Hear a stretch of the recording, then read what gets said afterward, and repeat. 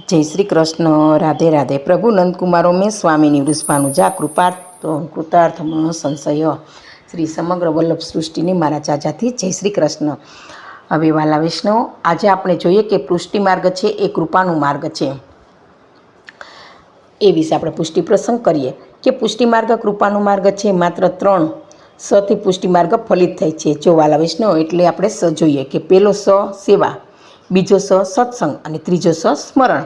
आम सेवा, सत्संग और स्मरण आ त्रणेयनुं जो अपना जीवन में एक सरखुं महत्व होय ने तो प्रभुनी अनहद कृपा जीव पर उतरे ज छे। तो वाला वैष्णव एटले आपणे कृपानो मार्ग कहीए छीए। हूँ कई नथी, प्रभु ज बधुं छे। जो आ भाव आपणे करीए तो दरेक कर्म प्रभुने अति प्रिय लागे छे। अभिमान ओगળી જાય છે અને પ્રેમ વધે ત્યારે સાચી દીનતા સિદ્ધ થાય છે। એટલે જાણે હું જ બધું છું એવું અભિમાન રાખી તો ક્યારેય પ્રભુ મળતા નથી। એટલે હું કઈ જ નથી, બધું પ્રભુનું જ છે, બધું પ્રભુને આપેલી ચીજ જ બધી અર્પણ કરું છું એવો ભાવ રાખો તો પ્રભુ આપણી દીનતાને વશ થઈ અને આપણે કાર્ય સિદ્ધ થાય છે। તો આગળ જોઈએ કે ભગવતીય સમજ, કે ભગવતીય સમજાવે છે કે તમે તમારામાં જ રચ્યા કરો કે કોઈની ઝંઝટમાં પડશો જ નહીં। બહારના લોકો સાથે ઉપરથી ઔપચારિક રીતે વર્તી ફક્ત બાહ્ય જીવન રાજરમત જેવું રમ્યા કરો। તમે શું છો, તમારું સ્વરૂપનું શું તેવું કોઈને બતાવવાની જરૂર વાલા વૈષ્ણવ જરૂર નથી। એટલે દેખાડો કરવાની જરૂર નથી।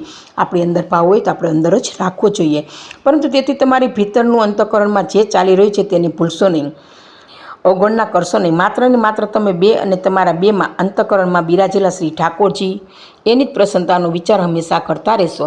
એટલે કંઈક કોઈનું ખોટું કરવા જઈએ, કોઈને ક્રોધ કરીએ તો આપણે વિચારું કે મારી અંદર તો ઠાકોરજી બિરાજે છે અને હું આટલો ક્રોધ કરું તો ઠાકોરજીને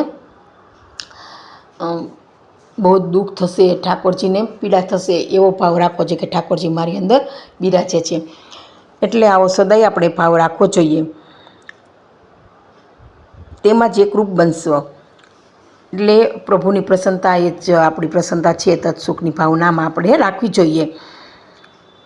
અને પણ વિશેષ ભાવ એ સમજો કે તમારી અને તમારા શ્રી ઠાકોરજીની એકરૂપતાનો માર્ગ તે જ શુદ્ધાદિત માર્ગ છે।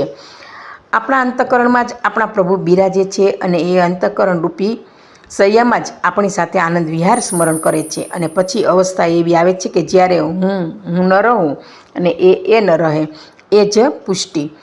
એટલે હું પણ જતું રહે એ જ પુષ્ટિ। જો પરમ ભગવતી આપણે ગજન ધાવનનું જીવન ચરિત્ર જોઈએ તો મેરો ગજન આવે તો મેં રાજભોગ આરંગું। જો પ્રભુ પ્રત્યેને કેટલો ભાવ હશે કે ગજન ક્યાંક બહાર ગયા હતા, આવ્યા નહીં, એટલે કહે ગજન આવે પછી જ હું ભોગ આરોગું। એટલે કહેવામાં આવે છે ગોકુલ કી ગલી સાંકડી, એટલે પ્રેમ ગલી સાંકડી છે તામે દોધ ન સમાય।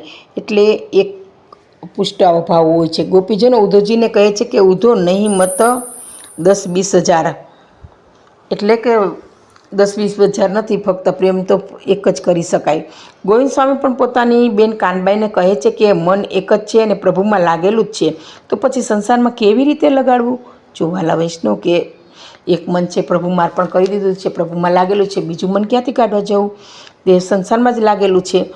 તો પ્રભુમાં લાગેલું મન છે સંસારમાં કઈ રીતે જઈ શકે। આવી રીતે આ બધા જ પ્રસંગો છે પ્રભુમાં તદાત્કાર બતાવે છે અને આ જ પુષ્ટિ છે। તો વાલા વૈષ્ણવ આપણે જોઈએ છીએ કે આપણા મનને અમને શ્રી ઠાકોરજીમાં જ રચી પચવી રાખવું જોઈએ અને પ્રભુને પ્રસન્ન થાય તેવું જ કરવું જોઈએ।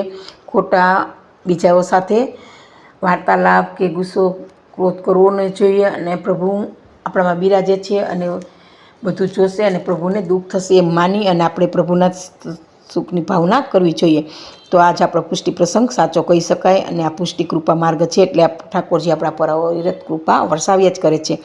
તો મારો આજનો આ પ્રસંગ વાલા વૈષ્ણવ પૂરા થાય છે અને આ પ્રસંગ કે અમારી ભૂલ રહી ગઈ તો પુષ્ટિ રસની દાસીને ક્ષમા કરશો જી। સર્વે વાલા વૈષ્ણવ મારા જય શ્રી કૃષ્ણ, જય શ્રી કૃષ્ણ।